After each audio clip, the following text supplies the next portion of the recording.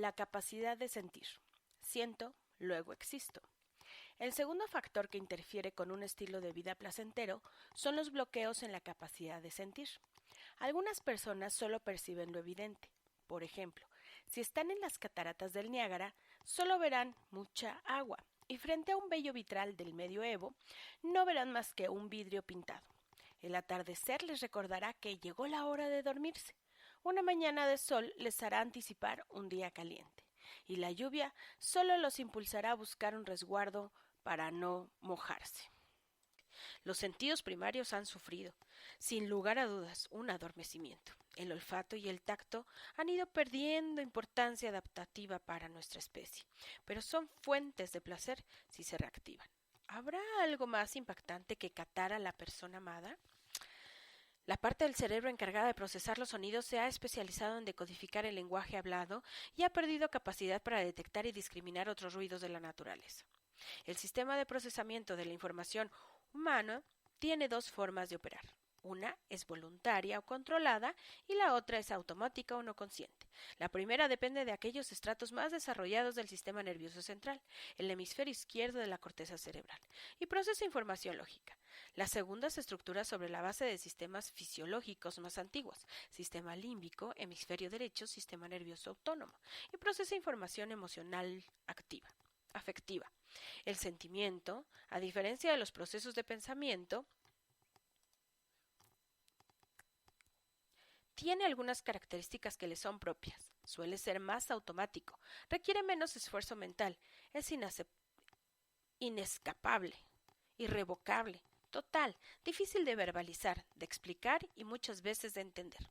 Cabe señalar que si bien ambos tipos de procesamiento presentan características distintas, interactúan y se entremezclan permanentemente. Y, según el caso, habrá sin embargo predominio de uno u otro sistema. Con todo, es muy difícil que en el ser humano exista una emoción pura o una lógica totalmente libre de afecto. Lo anterior nos lleva a una interesante conclusión. Si bien los sentimientos pueden poseer un canal propio para su reconocimiento y traducción, pueden verse obstaculizados o facilitados por la influencia de nuestros pensamientos. Por ejemplo, una creencia típica que impide vivir la emoción cómodamente es la siguiente: expresar emociones libremente es hacer el ridículo. Ese mandato de mucho arraigo en ciertas culturas y grupos sociales considera que reprimir la expresión de las emociones es un acto de adecuación social y sobriedad. El problema es que no llorar, gritar, ofuscarse, saltar de la alegría o reírse a carcajadas de vez en cuando, sin recato ni compostura, es estar medio muerto. La norma que predica y promueve no salirse jamás del punto adecuado. Hace una represión afectiva a una virtud. A uno de mis pacientes, un ejecutivo de éxito muy tradicional en su manera de pensar, tuve que darle la mala noticia de que su mujer, a la cual adoraba, ya no lo quería. Se iba a separar de él y tenía un amante desde hacía 5 años. Cuando recibió semejante escopetazo, el señor se limitó a fruncir el entrecejo, asintió con un movimiento leve de cabeza, suspiró y dijo en un tono aplanado: «Debo reconocer que me siento algo incómodo». Y se desabrochó la corbata.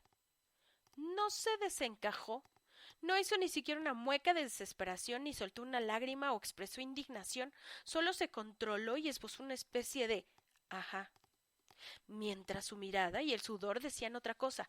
Irónicamente, una de las causas de su fracaso matrimonial había sido precisamente la dificultad que presentaba para expresar sus sentimientos de una manera relajada y abierta.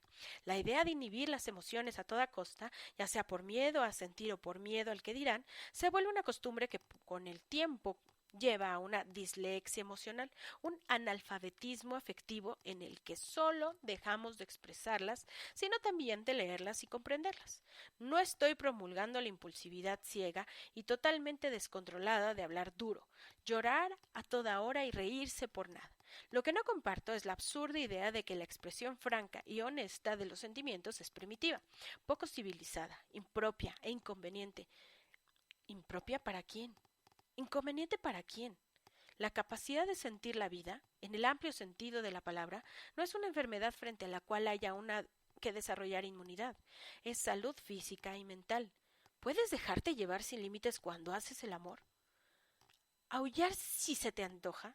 Volar con tu música preferida hasta las 5 de la mañana sin molestar al vecino, claro.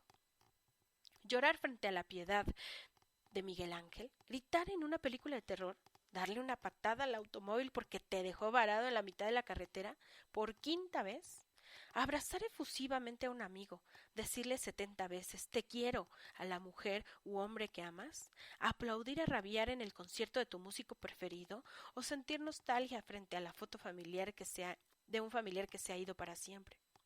Puedes sentir lo que se te dé la gana, si no violas los derechos de las otras personas, si no te hace daño y si eso te hace feliz. Aunque a unos cuantos estreñidos emocionales no les agrade y te censuren por ello. Es verdad que algunas emociones son desagradables y nefastas. Los psicólogos bien lo sabemos.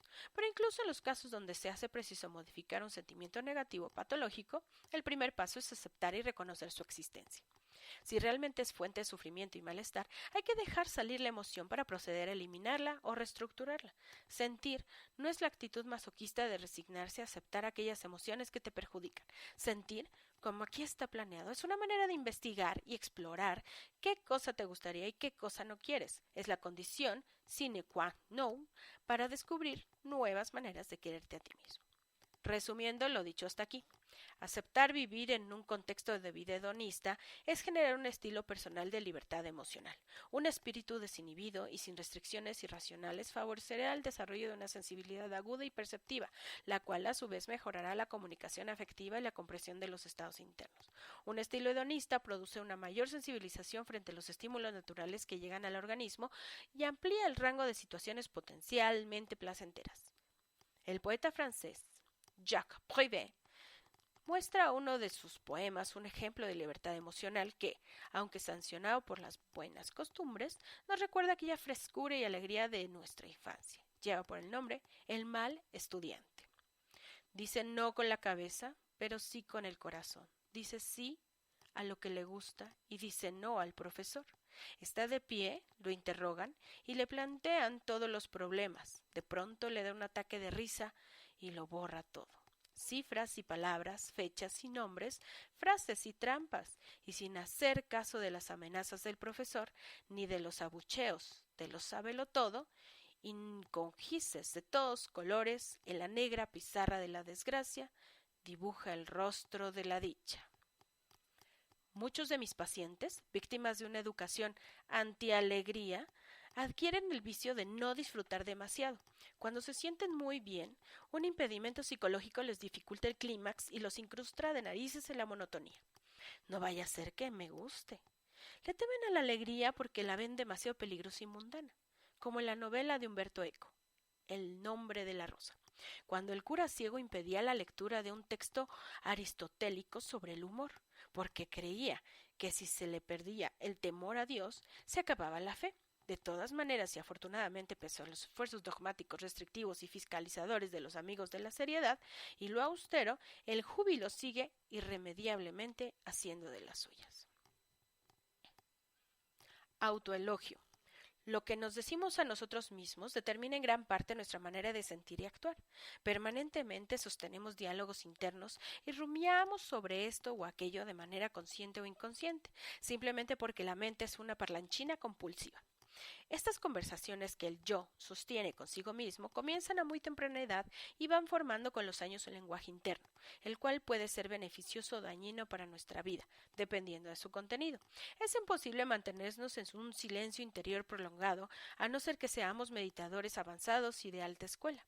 Siempre tendrás algo que decirte, bueno o malo, constructivo, destructivo, enriquecedor o depresivo. Cuando hablamos de un autoelogio nos referimos a una manera positiva o constructiva de hablarte a ti mismo y felicitarte cuando crees haber hecho bien las cosas. No hace falta que lo hagas en voz alta y en público. Sería sancionado y duramente criticado, pero si puedes hacerlo en voz baja, nadie lo sabrá y será un idilio oculto de ti contigo. Los autoelogios, como ¡qué bien lo hice! Estuve genial, me gusta la manera de ser, suele ser tanto más importante para nuestra autoestima como los refuerzos externos. La ventaja aquí es que no necesitas de intermediarios, serás tu propio Cyrano de Bergerac y podrás endulzarte los oídos a ti mismo. 3 creencias irracionales que nos impiden felicitarnos a nosotros mismos.